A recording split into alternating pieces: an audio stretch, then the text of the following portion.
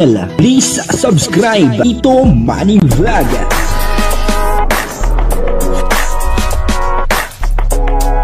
Payagan po si Tito Manny Vlog na mag-reactor para pambiling gamot sa kanya pong karamdaman. Wala man siyang records ng ng away. Kalingap Miko, hindi po talaga siya pumayag po. At eto naman si Krista, siyempre kinilig po siya.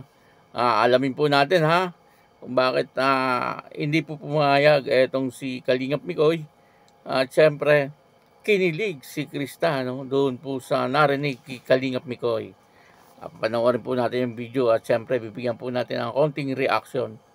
Pero bago po yan, ako muna po bumabati sa inyong lahat ng magandang umaga, magandang tanghali at magandang gabi sa inyong lahat mga kapatid, kung saan man kayo ng panig ng mundo naroon ngayon, ay mag-iingat kayo palagi at pagpalain kayo ng ating Panginoon.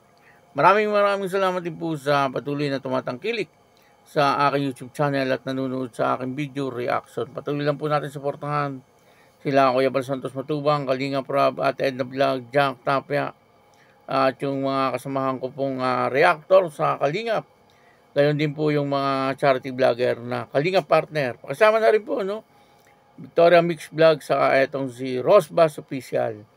Yun dito po yung makikita po natin na hindi pumayag etong si Kalingap Mikoy kasi may tinanong po sa kanya etong si Kalingap Rob At syempre kapag ito'y narinig ni Krista ay talagang kikiligin. Ang kabuuan po ng video ito yung mga panood po natin sa YouTube channel ni Kalingap Rob. Hey bro Mix, may nabasa kasi ako, may narinig ako sa mga community ng Kalingap. Ilalab team ka daw sa iba. Anong sasabi mo doon? Oo, may na may gano'n. Kahit ako na din ako na apektuhan din ako. Kaso bro, hindi ako papayag Eh siya? May hinihintay kasi ako 3 taon pa. Uy! Grabe naman yun. 3 taon na lang. Actually, enough na lang. Kunti na lang. So wala na yan. Ginaganito ko every date ng calendar So X na yun.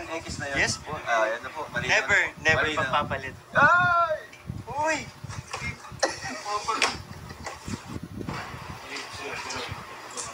Ginagawa na kasi tuloy. Ay bro Mix. May nabasa kasi ako, may narinig ako sa mga community ng Kalingap. Ilalab team ka daw sa iba.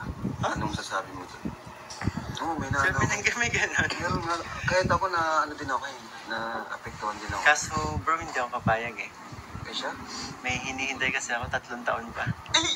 Uy! Grabe naman yun. 3 taon na lang. Actually, enough na lang. Kunti na lang. So wala na yan. Ginaganito ko every date ng calendar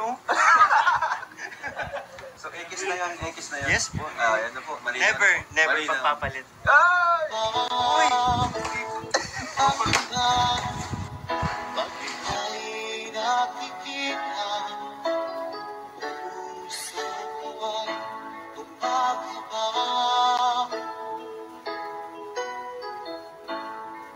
Nasilayan ko ang iyong ganda, puso ko ay nababalisan. Kapag ika'y katabi, ako'y di mapakali. Walang ibang iniisip, di ka lagi. Sinubukan nagkakawang naman ng puso ko't isipan sa araw at gabi. Ikaw ang dahilan, di ako matutulog sa kakaisip sa'yo. Ikaw ang sikat, ikaw ang dahilan.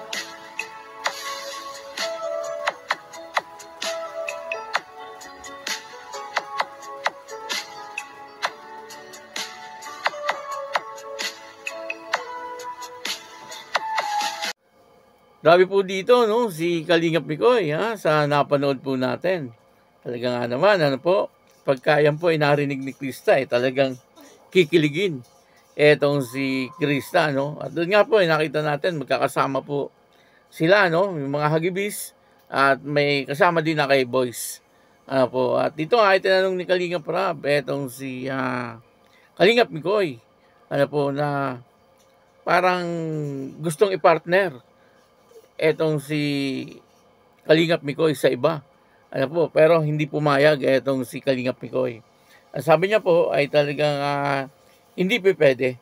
Ano, kasi nga ay naghihintay nga daw po siya ng 3 taon. At ngayon ay 2 taon at kalahati na lang. Ay grabe, no? Talaga nga palang hinihintay ni Kalingap Mikoy. Eto pong si Krista.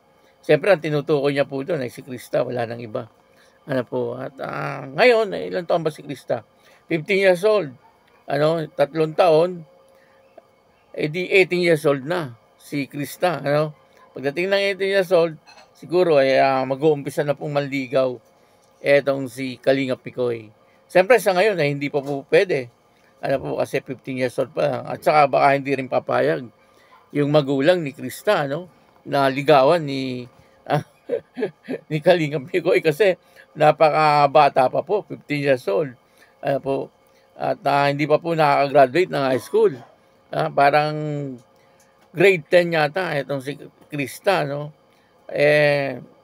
Dapat naman talaga ay maghintay si Kalingap Mikoy ng 3 taon para maligawan niya itong si Krista, no? Pagdating ng 18 years old, ay baka pwede na. Ano po? Kasi siyempre, ang isang babae nagdidibu 18 years old. Ano po? Parang doon umaalis sa pagka bata, ano, papunta po doon sa pagiging dalaga talaga. Ano, pag 18 years old, ano.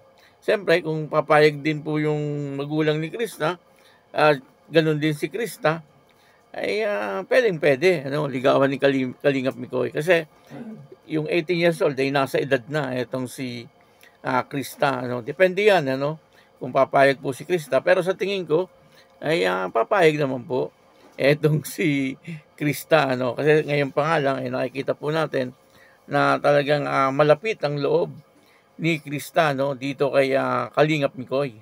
Ano po, at syempre, si Kalingap Mikoy, sabi niya nga, ay maghihintay po siya. Dito ay nakikita po natin, ano, yung pagtsatsaga ni Kalingap Mikoy. Aabangan po natin yan, ano, pagdating ng 18 years old ni Krista, ay titingnan natin kung totoo yung sinasabi ni Kalingap Mikoy na talagang hinihintay niya itong si Krista. Pero, sa tingin ko naman po ay totoo.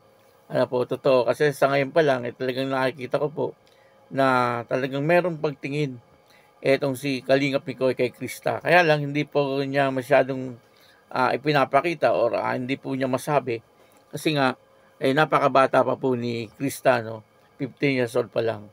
Pero pagdating ng 18 years old, ano, ay diyan po natin makikita kung paano manligaw etong si Kalingap Mikoy. Yan po ang abangan natin. Ano po? Kaya yun, ano, maraming salamat po sa inyo lahat. At ako po si Tito Manny Vlog na nagsasabing God bless you all. Diyos mabalos.